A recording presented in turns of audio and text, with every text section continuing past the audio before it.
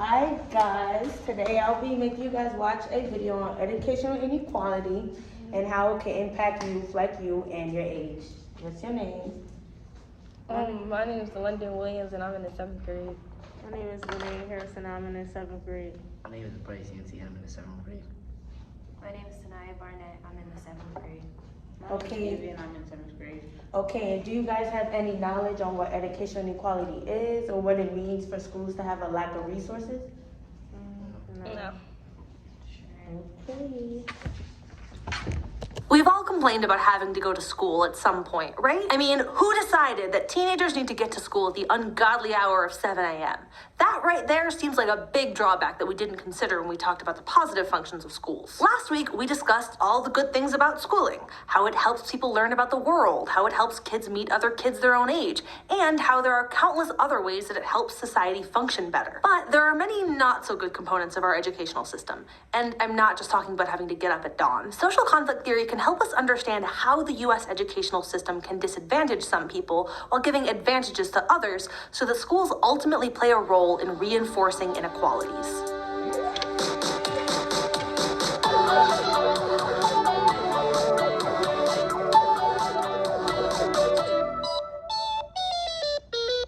Education is supposed to be the great equalizer, right? We're all told that if you work hard and do well in school, you can be whatever you want to be when you grow up. In this understanding of school, society creates a meritocracy, or a system in which hard work and talent is recognized and rewarded. In a pure meritocracy, two kids who work equally hard and have the same raw talent should do equally well, no matter what neighborhood they grew up in, no matter their race or gender, and no matter their class standing. On the surface, it might seem like the US has a meritocratic school system, but educational measures of merit, like grades or SAT scores, don't always measure everyone's talents consistently. Grades don't just measure an individual student's effort or ability. They're also influenced by many factors outside of the student's control, like the quality of their school or their access to resources, like books or computers. This is where social conflict theory comes into the story. Social conflict theory helps explain how our educational system can both cause and perpetuate class differences. In the United States, there are large class gaps in educational attainment. While 83% of students from high-income families enroll in college after high school, only 63% of low-income students do. So why the disparity? One reason is that wealthier kids tend to live in higher-income neighborhoods, which in turn fund better quality schools. This makes it easier to get into college. In the US, school funding is determined at the local level. And when I say local, I mean very local. The city or town that a person lives in determines the funding of their school system. While federal and state governments provide some support to school districts, most of the money comes from local property taxes, meaning that schools in towns with more expensive houses and higher earning residents have more resources. For example, Fairfax County, Virginia, one of the richest counties in the US, spent $13,700 per student in 2016. Compare that to what some of the poorest counties in the country spend. For example, Scott County in Mississippi spends a little more than half that amount at $7,900 per student. Unsurprisingly, schools in more affluent communities on average provide a better education than schools in poorer communities.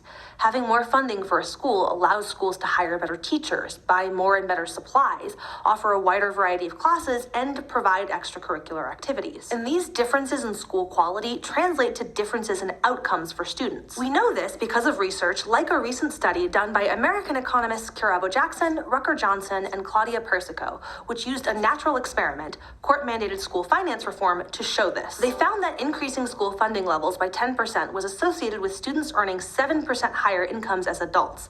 And this is only one of many studies that show that access to better quality, better funded schools makes kids more likely to go to college. So is money the answer? If we just give schools more money, will that be enough to fix the class differences in educational attainment? Well, yes and no.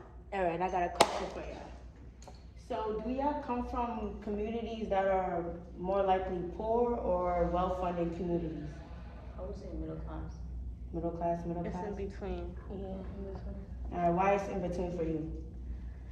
I don't know. It's because it's like some people, they have their moments where they, how do you like say it? Wealthy, and then other people in my neighborhood, they're like type poor. So, so your community is based off of wealthy and poor, it's combined. Yeah. Okay, what about you? It's like the same. Like there's some people, like say for instance, car-wise, some people drive Teslas and BMWs while others drive the more less cars that cost like I don't even know, but What's her experience? what she said. What about you, Bryce? Well, there's a lot of brown students where I live. That Oh. are, like, wealthy. Oh, you're from Harlem, Bronx. Harlem. Bronx. All right, I got a question for that. Due to the community that you just explained you live in, do you think you would have been placed in a different school? Is it because of that community you live in you're here now? Yes. Kind of. Why you think so? I don't know, I just feel like since I'm from Harlem, so I don't know, I just feel like because of that community, I feel like it kinda is the reason I'm here. Like I don't Because it's a Harlem-based school, yeah, right? like it's just in the area. In So yeah, that's what I feel like. Would you want to go to a different school? Yeah. Why? Because it just this, I feel like this school in general, it's a good school that like it'll help you in the future, like get into colleges. It really pushes you to want to go to college. But like right now, like how it is very unorganized, and that's. But she just had better opportunities. Yeah. Okay. School funding, or the lack of it, is part of the social inequality that we see in the U.S. education system. But there are plenty of school districts that are already spending a lot of money per student and still struggle to improve their students' outcomes. So why is that? You might remember French sociologist Pierre Bourdieu's work on cultural capital from our episode a few months ago on socialization. Cultural capital is valuable cultural knowledge and experience that can be translated to forms of economic and social capital. Even if school funding was the same everywhere, students whose parents have the time, money, and knowledge to support education in the home will have a step up on students whose parents don't have the time or resources to pass on cultural capital. For example, higher income parents are more likely to read to their kids and spend more time interacting with their children, even at very young ages, which leads to kids entering school with a more robust vocabulary and better literacy skills than their less affluent peers. By the age of 3, children of professionals have vocabularies that are 50% larger than those of children from working class families. Children from different class backgrounds are also exposed to different expectations about the path that their lives will take. If you grow up in an upper middle class neighborhood where your parents and all your friends' parents have college degrees, you're much more likely to expect that you'll go to college too, and you'll prepare accordingly. Recall the self-fulfilling prophecy from last episode?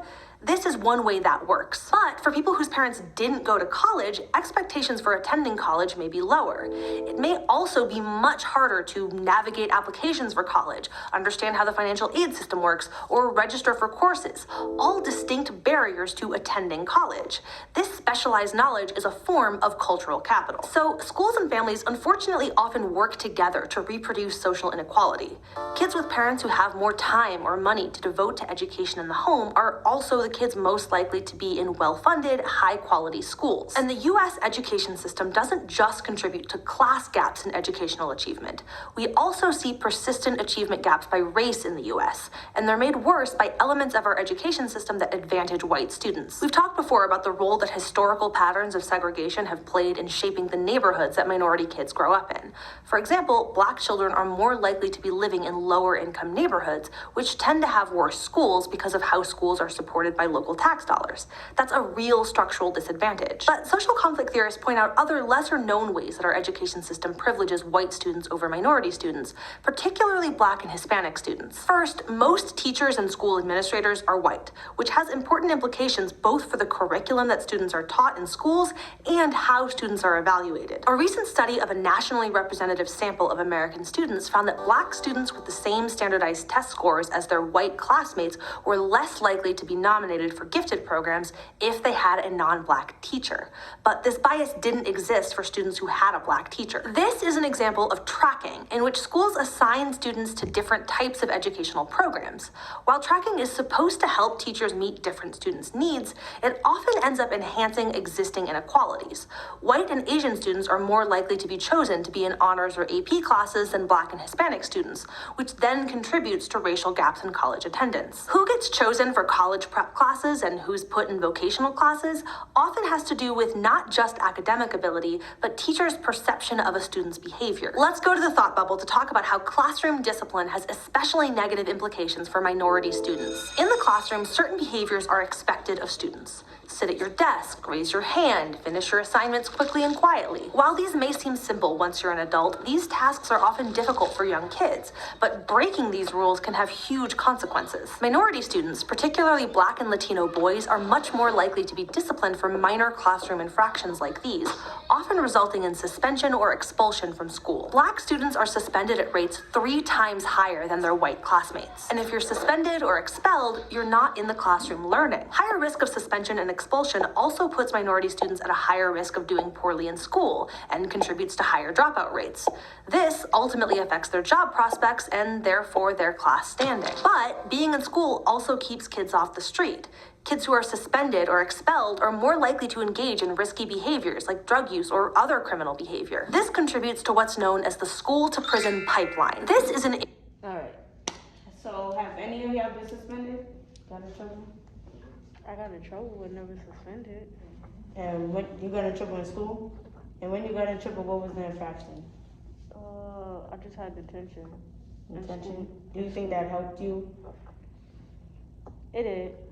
And why? Because it's like now I know not to get in certain things and deal with certain people. Okay, what about you? Call me. And suspended once. Do you think that helped you, or would you have rather been here learning? Been home. Why? Cause I need to get days off from learning. Cause you know, like learning. I don't know how to explain it. What about you? I've never been suspended. Alright, so why suspension actually is a bad thing, for especially for small infractions, because what did you do while you got detention? Was it minor or major? It was in between. In between? It was a food fight in the cafeteria and someone do something at me, so. See, so a food fight like that and an infraction like that, it's actually taking him away from him learning and being in a school environment, because like he said, when he gets home and he's suspended, he's not going to do anything, and I'm pretty sure he plays his game. No. So what do you do when you Sleep. See, he probably sleeps, he's not doing his homework, he's taking like a few steps back from what he's learning throughout the school day. So small infractions like that, it should actually be stopped and should be doing something else, like talking to the kids, having a mediation, and so on and so forth. You know what I'm saying? Yeah. Informal tracking for students that criminalizes deviant behavior in schools, even minor disciplinary issues like talking back to teachers. For minority students, schools are more likely to escalate disciplinary issues to the juvenile justice system, putting students in contact with the criminal justice system at an early age. Thanks, Thought Bubble. Another way that minority students end up being sorted into lower academic tracks are through standardized test scores. Standardized tests are a topic of great contention due to concerns about teachers teaching to the test and not teaching a full, broad curriculum. And most standardized tests are made and tested on the dominant group in society, the white middle class. Critics of standardized testing often cite cultural bias as part of the reason that we see gaps in test scores across race and class lines. The federal school funding requirements put in place by the No Child Left Behind Act in 2001 also can create some perverse incentives for how schools classify their students. To keep getting federal funding, schools have to have a certain percentage of their students pass the national assessments. But students can be made exempt from these tests if they're classified as disabled, which can lead to schools labeling marginal students as learning disabled to maintain the pass rate that they need to get funding. This is important because, as we discussed last week, the labels that schools give students often turn into self-fulfilling prophecies. A marginal student who's kept in the regular testing pool may be more likely to have teacher time and resources devoted to their improvement than one who's labeled as learning disabled. And this type of tracking is more common for minority students, which can contribute to racial gaps in educational achievement. More broadly, tracking can have long-term consequences for what kinds of opportunities are available to students or the choices that they make later in life. For example, boys are more likely to be tracked in higher-level math classes than girls are.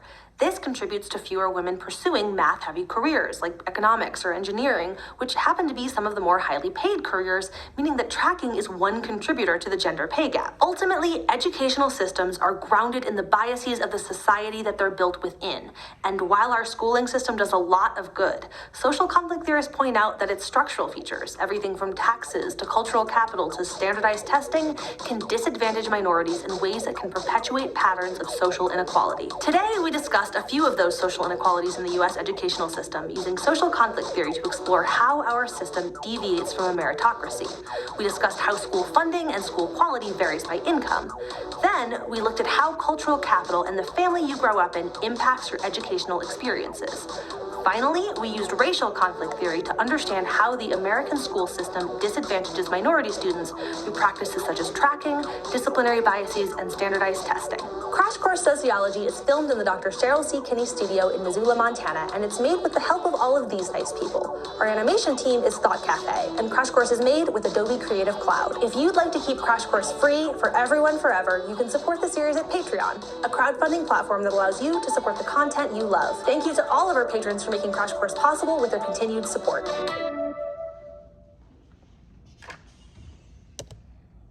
Alright, that's the end of the video, so I got a few questions for you.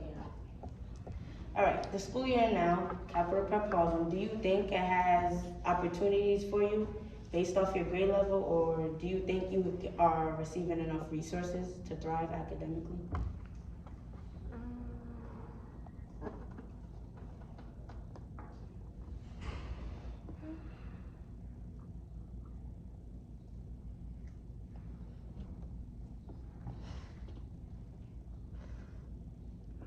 You don't know?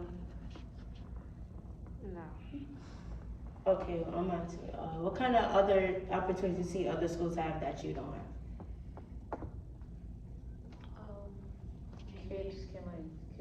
Like other schools, kids are starting to like learn more about the things that they want to do when they're older. Like they start major, like getting like side classes and majoring and stuff that they can't do when they're older. So like you would wish you had like programs that actually benefit you. What kind of programs do you want to be a part of though?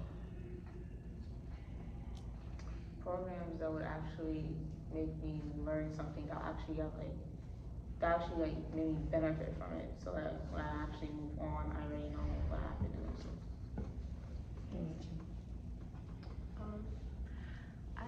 I agree.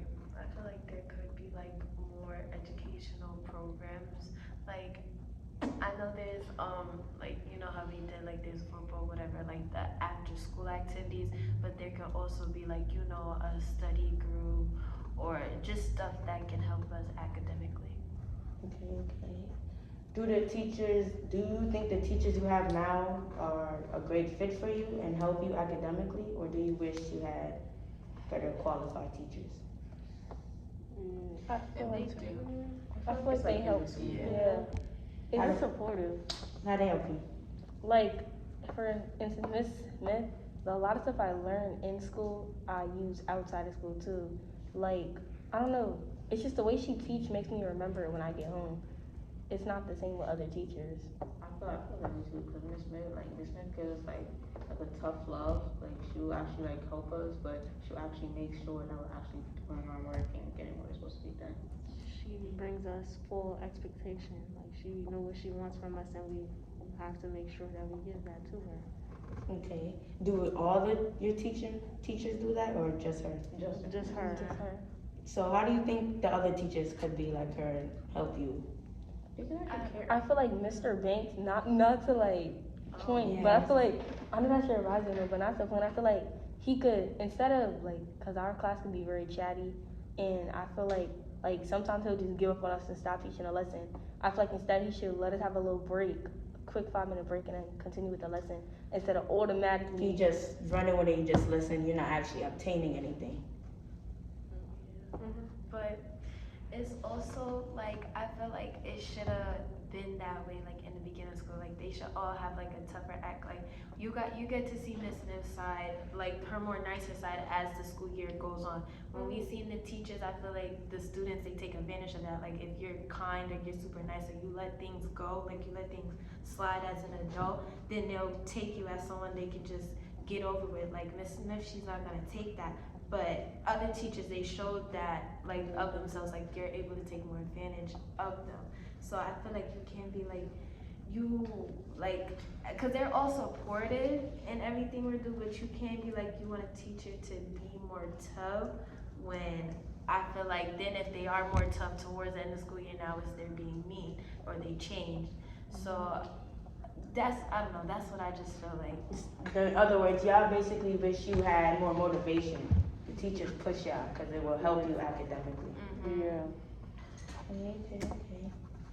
Have any of y'all failed classes before? Yeah. Not in this school, but in my old school. And why? Well, that was during online school. Like, I feel like during online, the teachers were not pushing any kids to do work. Like, they'll just remove you out of the Zoom call, and that's what was happening with me. So you do believe that motivation plays a big role in school for Black youth, right? Yeah. Okay, so, do you guys have any favorite subject and least favorite subjects? Yeah. My favorite subject in the school is history, and my least favorite is math. Why? Actually, no, science, because I feel like my science You teacher. could be honest. I don't want to be honest. I'm gonna be nice on here.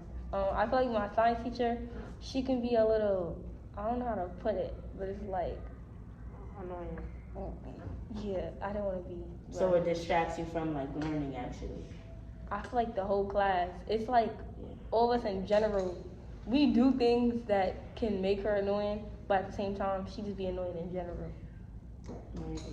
Do you wish you had a bond with your teacher? Because it will help you actually participate in class? What about you? Favorite, okay, that's history. And least it's now ELA. Because it's like now Mr. D, he does certain things that makes me irritating, and it's just like it's like I don't want to do your work, but I know I still have to push myself to do it. Okay, so you give yourself that extra push. Yeah. I feel like it too. What about you? Like she said, I feel like it too, because like Mr. D, he just like anything we do, he just turns it into this big old thing, and then like you just be like, oh, well, no, you can't do this. Oh, like you can't do that. But like we're trying to learn here, and you're like making it a whole subject on the outside world has to do with what we're doing. And then it's like he starts throwing shots. Like he just won't leave it alone. Like if something happens, he just won't let it fly. He be saying, "Oh, if it don't apply to you, let it fly." But then he just keep talking about it over and over and over. And it's like, how do you want us to pay attention to our work, but you keep bringing up a thing that happened like 10 minutes ago? Yeah. So what I took from y'all is basically your least favorite and favorite subjects are from teachers you don't really have a bond with. Yeah. So actually having a bond with teacher, you would have been more engaged in your class and learning. Okay. So one last question. Any takeaways? Like, what did you guys learn from watching this video about education equality?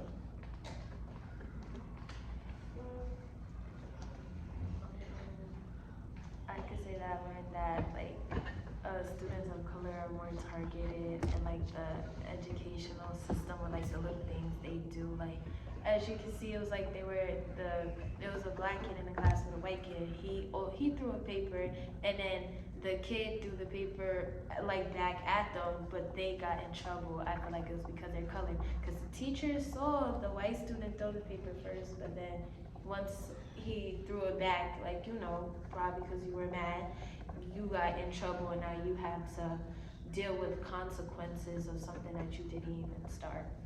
So, yeah. To relate to what you said, do you know what the school to prison pipeline is? Yeah, we just learned about it. Yeah.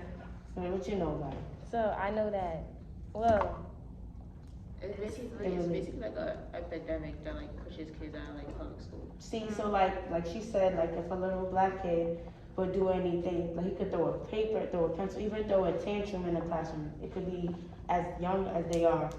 They will be suspended as opposed to white youth who won't be suspended for doing the same act. But because of their skin color, they will actually be suspended, causing them to miss time from learning, like I stated, and they won't be in school. And as you get older, you know, you do more impulsive things, like as you become to your teenage years, do impulsive things. So when you're getting suspended at an older age, you're not really going to want to go to school. You're going to keep on getting in trouble, and then you get pushed out, your life becomes the streets, and then you become in prison due to that. Alright, did you guys enjoy watching this video? Mhm. Do you think it helped you? Yeah. Alright,